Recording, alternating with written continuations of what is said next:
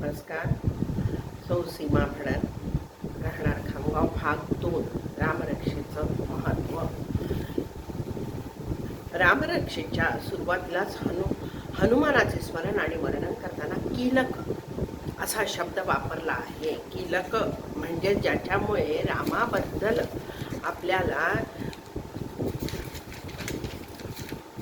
ज्ञानाची किल्ली हाती लागते असा हनुमान.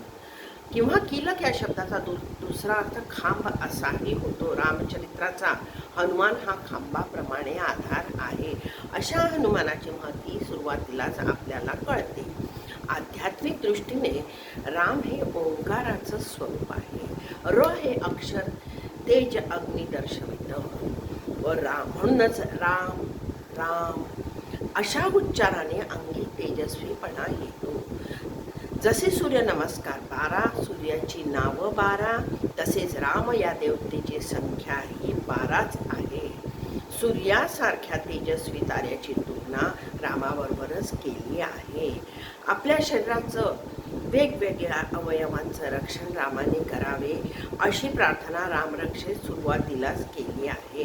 प्रत्येक वेळी रामाचं नाव वेगवेगळं नाव घेऊन तो अवयव रामाने रक्षावा अशी प्रार्थना केलेली आहे. म्हणूनच या स्तोत्राचे नाव रामरक्षा. रामाची जी विविध नावे आळवणी केली जाते त्यातही रामाच्या विशिष्ट नावं घेताना योजकता आहे, विशिष्ट शक्ती आहे. जय जय रघुवीर समर्थ.